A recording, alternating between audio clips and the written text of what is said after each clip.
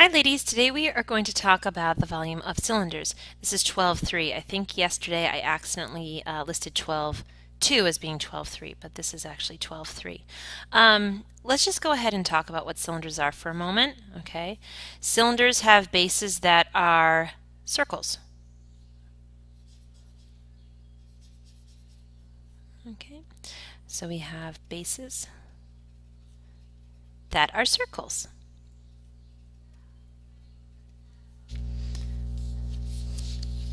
You find the volume of a cylinder the same way you find the volume of a prism. So the formula is the same. It's the area of the base times the height. The only difference is that now we have a circle as a base, so we have to use the area formula for a circle. And what's the area for a circle? Pi r squared, okay, times height. So this is how you find the volume of a cylinder.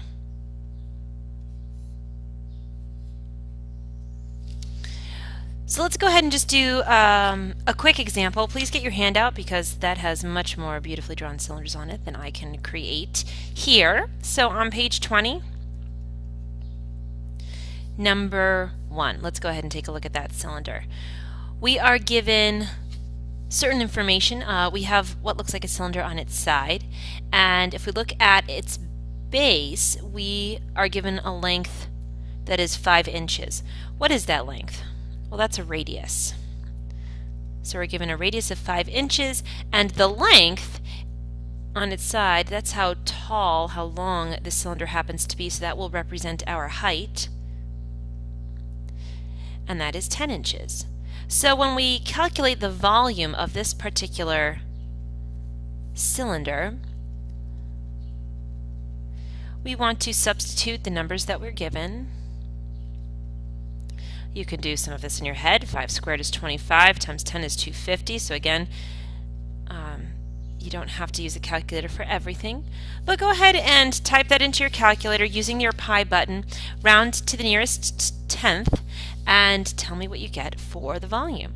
You should get 785.4 cubic inches. So remember, you do need to have inches cubed. Okay, so that was number 1. Let's go ahead and look at some more interesting shapes. So if we take number 14, for example,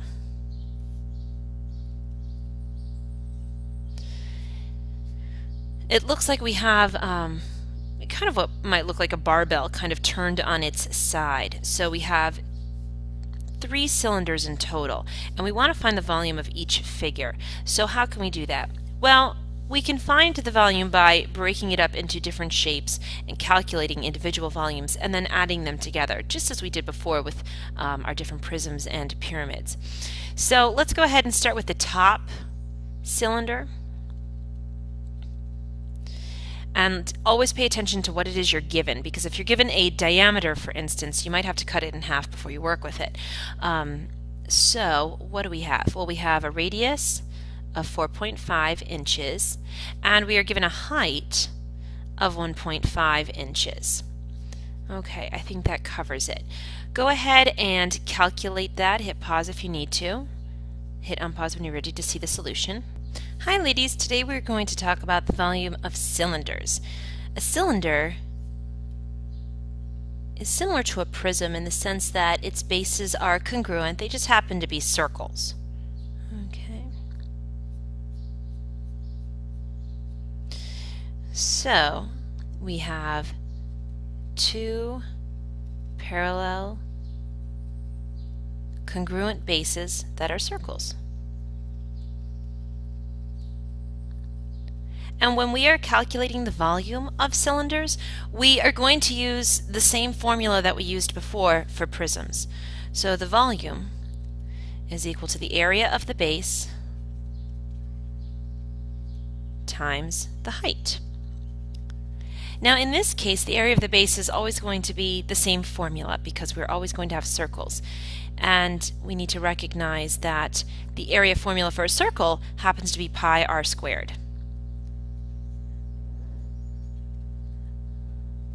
So when I'm looking at the volume of a cylinder, I can use the formula pi r squared times h.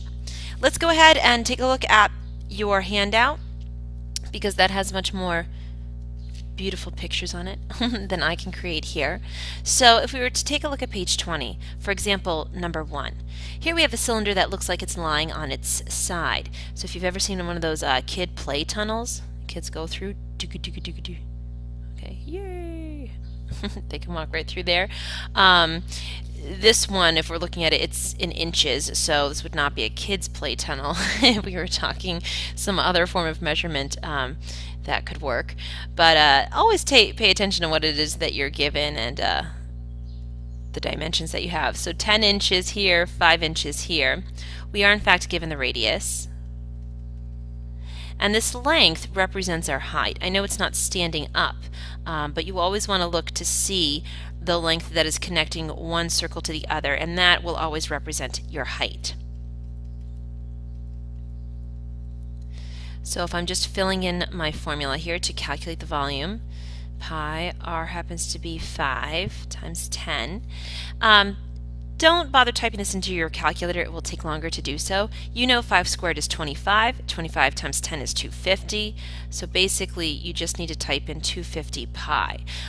We will need to round to the nearest tenth. When you do that, you get a volume of 785.4 cubic inches. So maybe instead of being a play tunnel, this is just a big building block. Pretty cool. Big cylinder. We can also find volumes of interesting looking shapes. So let's go ahead and take a look at number 13, for example. You just want to break up the shapes and again identify what parts you have and maybe what parts you need to find. If you're given a diameter, cut it in half so that you are working with a radius. So here we have what looks like a bunch of smokestacks. So, but again, we're working with inches, so these are very tiny. Maybe this is a scale model. Take each cylinder one at a time.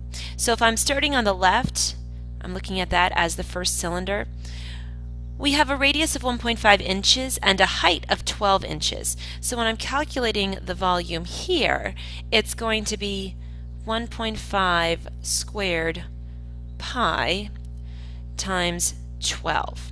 So go ahead please and calculate that. 1.5 squared, second pi button 12. You don't have to put multiplication signs in between your numbers and pi. And you should get something like 84.8 cubic inches. So that's my first cylinder. Okay, my second cylinder. Let's see what we are given here. Similar information. The only difference is that I have a height of 10 inches instead of a height of 12. When you type this into your calculator and you hit enter, I believe you get a volume of 70.7 cubic inches. So again, I'm just rounding to the nearest tenth as I go. If you waited to round to the nearest tenth until the very end, your answer might be a little bit different from mine, off by a few tenths, but that's okay. The third cylinder, I don't know if I can fit this all on the same page. Same radius, height of 8 inches.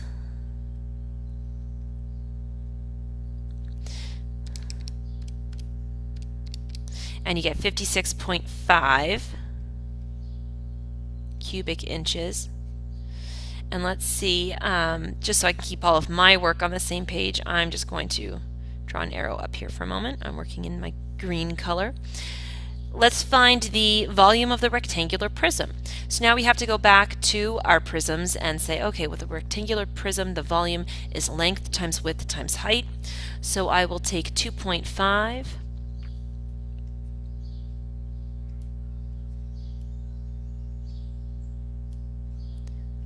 times 15 times 4 to get this volume. And you should get 150 cubic inches. And then once you have found the volume of all of your shapes, you can of course add your values together. So 150 plus 84.8 plus 70.7 plus 56.5, and we get, very nicely, 362 cubic inches. Okay. So again, I just added all of these together, 150, 84.8, 70.7, and 56.5. I would love for you to go ahead and try number 15 on your own. So take a look at that, and when you're ready to see the solution, hit unpause. Okay, here you go. Here is my work, and this is the total volume. So just take a look at that. The next problem I would like us to take a look at is on page 22. It's on the back of your handout. Number 1, rain barrels. Rain barrels are very helpful with collecting rainwater. That helps to save water. It decreases storm runoff, and then you can use those rain barrels full of water to water gardens and trees and things like that. So very helpful, very good for the environment. So that's what we're talking about here. And Mrs. Washington has a rain barrel with a radius, again, important info, let's write that down, of 1.25 feet and a volume of 15.9 cubic feet. And again, I can just write feet cubed. Find the height of the rain barrel to the nearest tenth. So this time, we're not trying to calculate the volume. We already know how much rainwater this barrel can hold. We just want to know how tall is it. So let's use our formula. And let's plug in the values that we know. So let's substitute 15.9 in for V. Remember, just because we said 15.9 cubic feet, that doesn't mean that we're cubing 15.9. That just is associated with the unit. We have pi. We are given a radius of the rain barrel, but we are not given the height. So when we work through this, first thing I would do is 1.25 squared. You get a long decimal. Multiply that by pi, and again, you get another long decimal. It's okay if at this point you want to round, but I recommend just holding off on doing so a little while longer. You don't have to write down the entire number, but maybe 4.9087.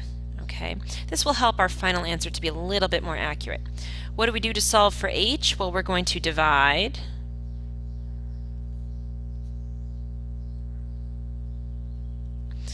So I can hit 15.9 on my calculator divided by, and instead of typing in that whole number again, hit second and then the little negative sign at the bottom. And A and S will appear, and that just means that I'm going to be dividing by the answer that was last found on the calculator so that I don't have to type in that decimal again. And I get a height of and now I will round, 3.2 feet. This is not cubic feet because this height just represents a distance. It does not represent a volume, and it's not squared because it doesn't represent an area. Okay, we will practice more in class. I will see you next time. Thank you.